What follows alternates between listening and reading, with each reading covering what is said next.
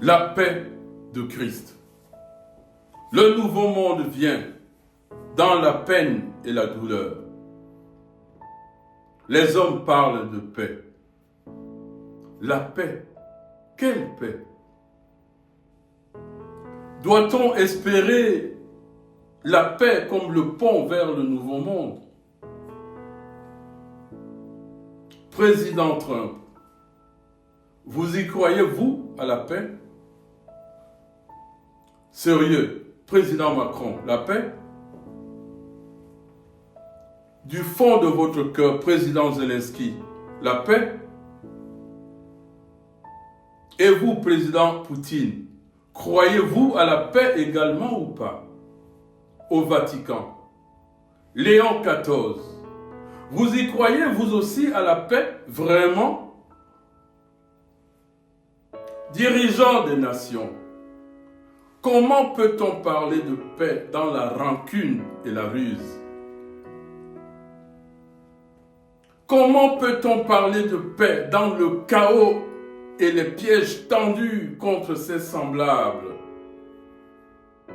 Comment parle-t-on de paix dans le tohu-bohu d'un monde corrompu de haine et de violence devant la face de l'Éternel? C'est lui qui a créé l'œil, ne voit-il pas? Lui qui a placé l'oreille, n'entend-il pas? Le monde est dans l'urgence, oui. Les médias nous en informent chaque jour. Le discernement nous éclaire et les signes de temps sont conformes. Mais avons-nous les cœurs disposés pour la paix? L'Éternel a dit, « Voici, je vais faire une chose nouvelle sur le point d'arriver. Ne la connaîtrez-vous pas? » Il a dit, « Je mettrai un chemin dans le désert et les fleuves dans la solitude. » Le temps est accompli. Et vous, peuple, nation, vous y croyez-vous à la paix? Moi, je vois la poussière sous le tapis. Peuple, nation, lorsque le pervers, l'impudique, la prostituée, lorsque le rebelle, le méchant, le menteur, l'hypocrite, l'idolâtre, cupide, voleur, faux pasteur, faux prophète, faux chrétien, reviendront à la maison. Revenez à la maison du Père comme fit l'enfant prodige. Revenez de tout votre cœur. Il n'y a pas de honte à revenir à la maison de sa naissance, la maison de son origine, au lieu où nous avons tous reçu l'amour la première fois en venant dans ce monde. Revenez à la maison.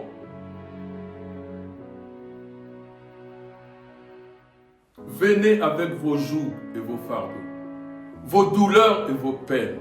Venez avec vos pleurs et vos larmes, vos cris et vos lamentations, et dites, Père, j'ai péché contre le ciel et contre toi. Je ne suis plus digne d'être appelé ton fils. À cet instant-là, lorsque le Père de miséricorde, lent à la colère, riche en bonté et en fidélité, entendra de vous cette parole, il vous prendra dans ses bras d'amour. Il restaurera les cœurs brisés, les âmes abattues et troublées. Il fortifiera les vies fragilisées par la solitude, l'abandon, l'oppression et la persécution, par l'injustice et la haine du monde. Il essuiera les larmes. Il consolera les affligés. Il prendra les exclus avec lui. Et les rejetés seront reçus avec honneur. Les oubliés avec bienveillance. Petits et grands, riches et pauvres, hommes, femmes, enfants, vieillards, tous sont les bienvenus à la table du Père éternel. À la table du Père éternel. L'Éternel manifestera sa justice et sa bonté aux yeux des nations.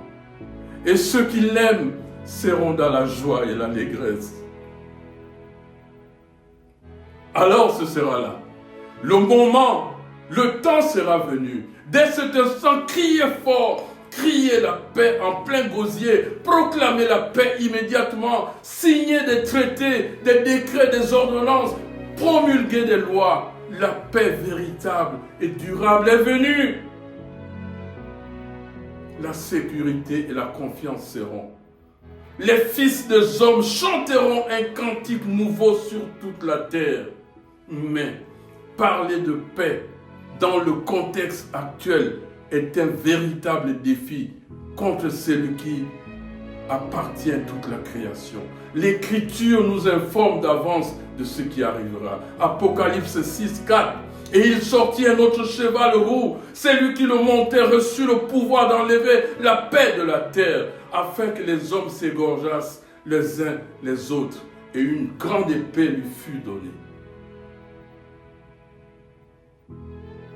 Et encore, 1 Thessaloniciens 6, 5, 3. Quand les hommes diront paix et sûreté, alors une ruine soudaine les surprendra comme les douleurs d'enfantement surprennent la femme enceinte et ils n'échapperont point. Vous voyez, aller à la paix dans ce contexte est suicidaire. Si toutefois vous décidez d'y aller, je vous aurai averti. Mais à la question de savoir que faut-il faire, et je vous réponds. La solution pour sauver ce qui peut être encore sauvé dans ce monde est la repentance. Je le redis. La solution pour sauver ce qui peut être encore sauvé dans ce monde est la repentance. La repentance. La repentance. Oh oui, le temps est venu de choisir la vie, reconnaître son péché, demander pardon et abandonner. C'est cela la repentance. L'Écriture dit, ils ont tous péché et sont privés de la gloire de Dieu. Et je vous dis, celui qui rejette la repentance est prétentieux. Il est condamné parce qu'il se croit égal à Dieu qui est sans péché. La paix qui vient de la sanctification après la repentance a pour conséquence la réconciliation avec Dieu et une paisible vie et sans histoire. Et c'est elle qui révèle au monde les fils de Dieu que le monde attend avec un ardent désir.